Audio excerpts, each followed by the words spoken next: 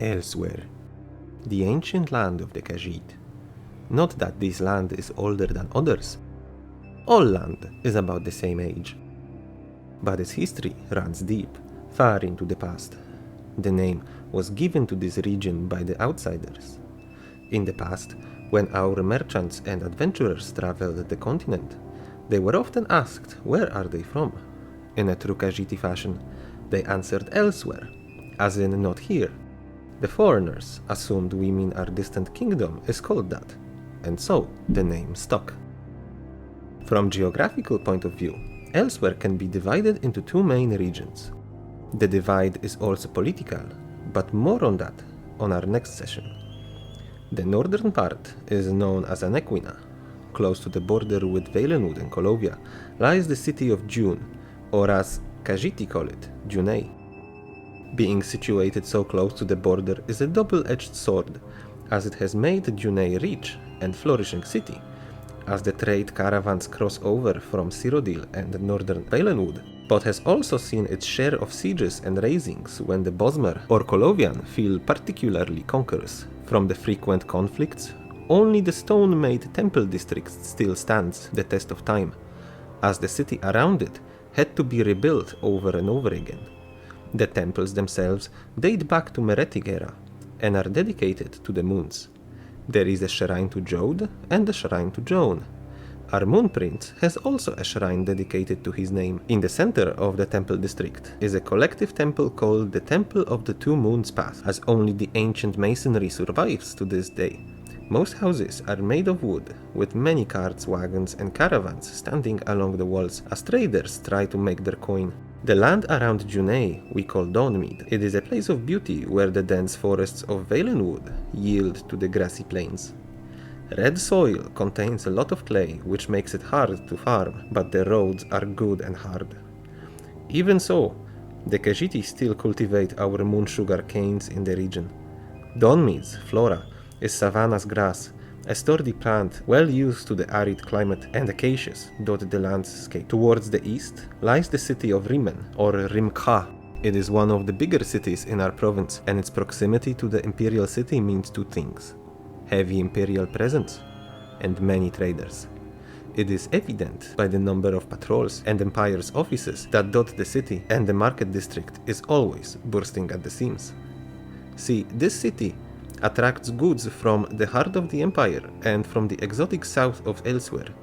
And of course, with honest merchants come droves of swindlers, smugglers and cutpursers. The city has origins in Meretic era, as a trading post growing into the sprawling city it is now. The human name Riemen comes from Akaviri soldiers who, while serving the Second Empire, settled in the area and became known as men of the Rim, as in living on the edge of our land, once outside of the city stone walls. One would enter the high savanna, a dry region covered in sturdy shrubs and grasses, but the most noticeable feature of the land is the magnificent Riemen Aqueduct, an ancient structure built by Khajiiti of the past to irrigate the dry lowlands east of the Scar. Between Junei and Rimkha is the city of Riverhold, much smaller than the previous two we discussed, but just as significant due to its output.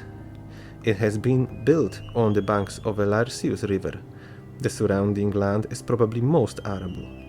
The city itself is quite small. The farmlands spread around it, and the crops feed the populations of the northern Elsweyr. But still, the town is bustling with travelers, as for many it is first stop on their way before venturing deeper into the Khajiiti lands. High savanna stretches south from around Riverhold all the way to the Scar. But what is the Scar? It is a huge canyon cutting the heart of Anequina across, with many smaller canyons and ravines branching off from it. The uneven land is dry and treacherous, for travelers often get lost in the labyrinth of rocks that is the Scar. If you are willing to risk crossing it, it is advised to hire a guide and a guard, as bandits use the terrain to their advantage to ambush caravans using avalanches and narrow passageways for a surprise attack. But it's not only outlaws you should look out for. The region is infamous for its sandstorms, scorching sun, scorpions, June reapers and snakes. But it is also possible to take safer route through the hills of Savannah, to west of the lush Rim territories in the east. The Rim is tropical due to proximity of the Niben Basin in Cyrodiil, as well as the Riemen Aqueduct. It is a region of green grasses, palm trees, and the more south you go, the more exotic the flora becomes. Eventually, it reaches the forests. Eventually, the forests become jungles of Tenmar. In the center of Anequina lies the city of Orcrest, large, rich, and well-defended city built on a plateau in the middle of Anequina's desert.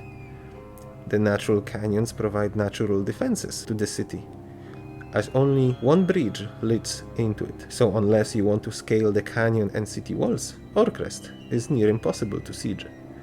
As the mesa provides limited space for city's expansion, the Khajiit of Orcrest created extensive underground sewage system around which many smugglers, thieves, and other questionable individuals congregated, eventually resulting in a subterranean layer of Orcrest to have life of its own. Of course, this has led to creation of secret passages into the Undercity. This one feels the need to clarify one thing.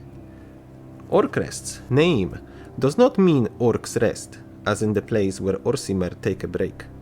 The city is known throughout the ages to be the hub of commerce, legal or otherwise, which of course attracts thieves, burglars, cut purses, and other unsavory types. And of course, high crime often leads to corruption, and so wealth dictated your power in this city. Hence the name Orcrest, city which has precious ore as its crest. This concludes the topic of Anequina, the northern Elsweyr. So let's leave this arid region and explore the southern Elsweyr, called Palatine. To contrast Anequina's savanna and mesas, the south is tropical, humid, and overgrown with vegetation. In the upper part of Palatine, the Tenmar forest sets the border between the two kingdoms. It is called forest, but in reality it is a jungle, vast, dangerous, and ancient. It stretches from Elsweyr's eastern border with Blackwood all the way across the province to the Xylo River, which sets border with Valenwood in the west. In the heart of the jungle is the city of Corinth, famous for its skilled carvers and carpenters. The woodwork of the Corinthian experts is highly valued and sought after. At one point in history, Corinth housed a grand archive, but it was set ablaze in the First Era, and untold knowledge perished in flames. West, near the Xylo River, lies Torval. Named after Topal the pilot and Aldmeri explorer, Torval is the spiritual capital of all Khajiit. It is where the Main resides in his palace, but the city is also known for the expertly fermented wines and other beverages.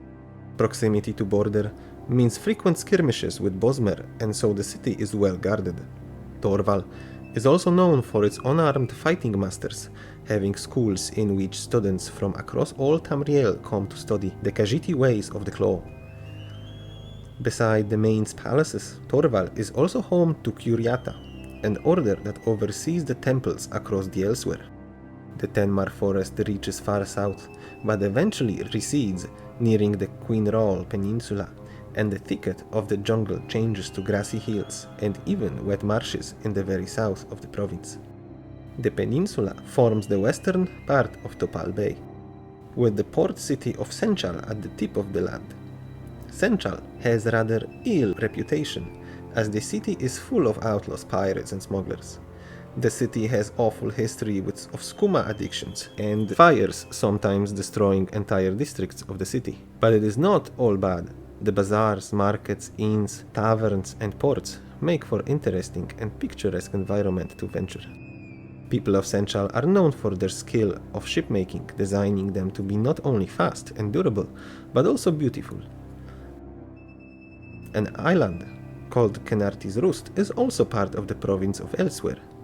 It is famous for its wonderful weather, sugarcane plantations, and open-air temples. The Khajiit of the isle are known to be skilled sailors and fishermen. All of province has significant population of cats of prey of all variety. They are often bigger than other parts of the world, and they include lions, tigers, leopards, and jaguars. Large birds of prey can also often be encountered, solitary or hunting in packs. In the dry regions, scaly dune reapers lie in wait to ambush any creature. Around the coastal regions, Salamanders are frequently sighted, probably having spread from Somerset Isles, where they are quite common. Minotaurs, whom inhabit Gold Coast and Colovia, sometimes venture south and can be encountered near Dune, Riemann and Rivenhold. A species of highly territorial and aggressive turtle-like creature, called by the locals Hajmota, can be found in the more humid and lush regions of central Elsweyr. They can ambush unaware travelers, as they often burrow underground, leaving only their shell visible. Immobile, they wait for something to get close, or they do so to escape the heat on hotter days. Glyptodons are another heavily armored animal, but they tend to traverse more arid parts of Anequina. Docile and herbivorous, when in danger, they hide in their hard shell.